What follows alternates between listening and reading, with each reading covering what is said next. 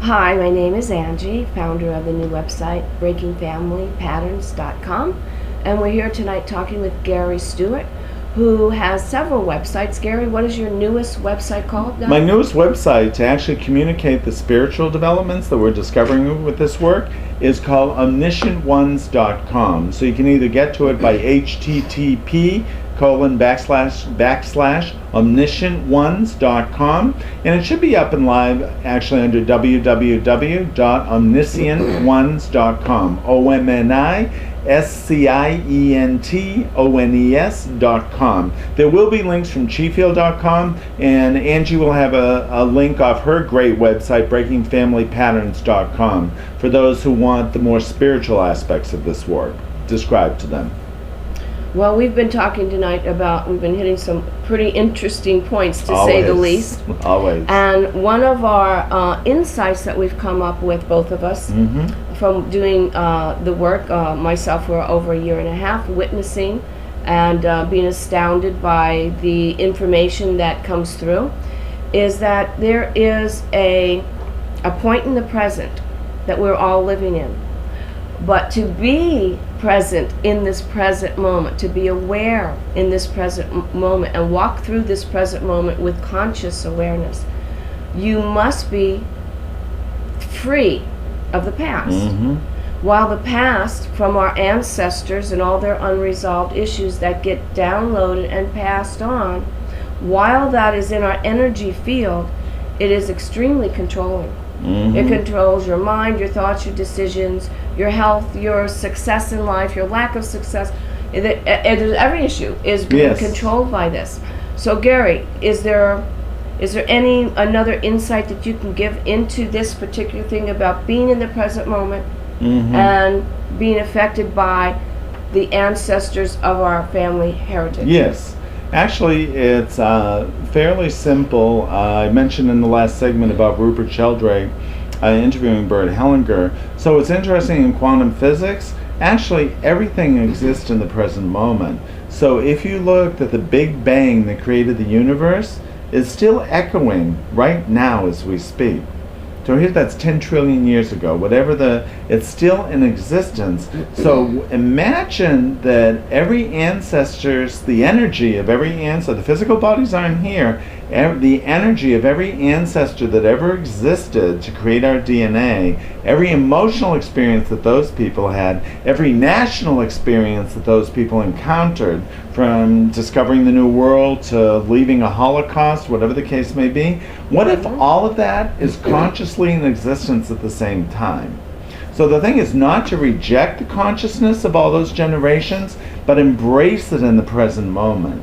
And I think Constellations is a microcosm way to experience the macrocosm at any given moment. So we see that all these forces are at work continually, we're just not aware of it.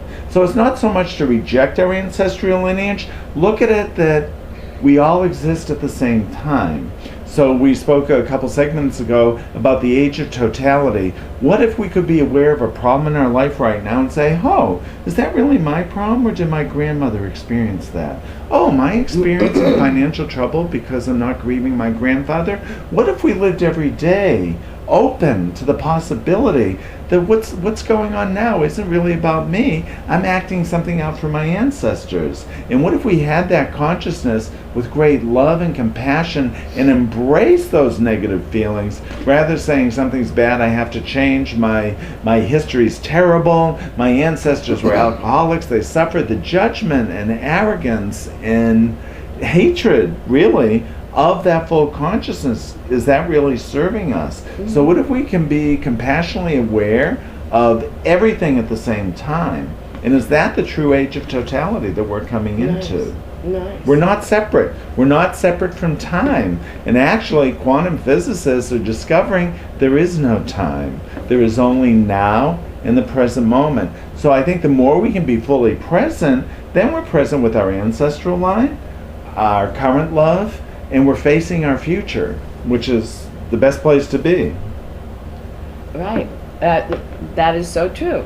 And Gary, it has been said, and I've read this as well, that the work, Constellation work, Yes. also called Breaking Family Patterns and Transgenerational Work, is holographic. Yes. That it works both with the energy field of the micro and the energy field of the macro. Can you expand on that and tell us a little bit more about the micro and the macro holographic? Well, work? it's really, I'll make sure I put this up on my new website, omniscientones.com. Basically, it's Constellation shows us that all of life is a holographic prism.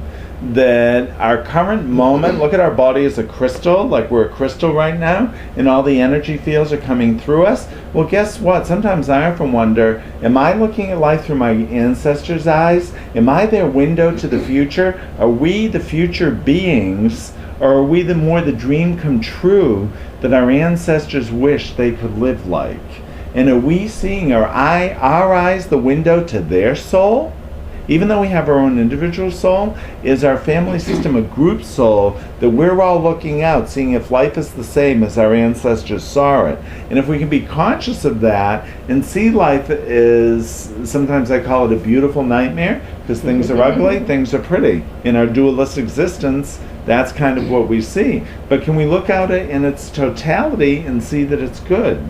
And that goodness, what if every generation before us was trying to find the good things in life?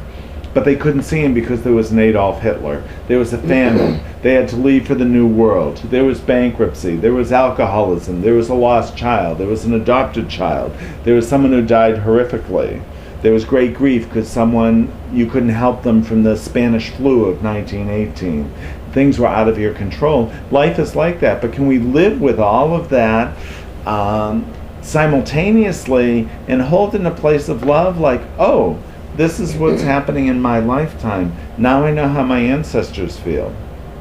Gary, does the work that you do with a specific individual and their specific family system, we could call that the micro, the smaller picture. Yes. Does that have in any way an effect on the larger macro system of mankind as a whole? Yes, absolutely. So when we're healing one family or one person's aspect of their family, we're healing all families, which is why when people come to the workshops, they're going to be healed by helping someone else work on their family system. They're healing their aspect in their family system, which is healing the human systems of all humanity sometimes. And don't forget, there's also national consciousness, like say the German consciousness, where Hellinger is emanating love from a German consciousness that 70 years ago practiced murder through Adolf Hitler.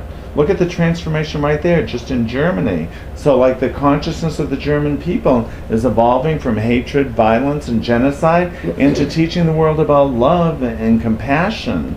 And so you look at these nations are evolving consciousness, as well as families evolving consciousness. It's almost like a holographic gyroscope.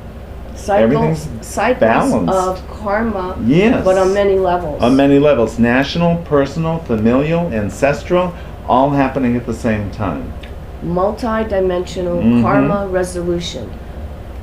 Wow, that's a mouthful. Yes. Let's call it Cirque Soleil for the soul. Ooh, that is so fabulous. Thank you, Gary. Absolutely. Wow, it's been a lot of fabulous. fun. Thank you. Oh, my pleasure, my pleasure.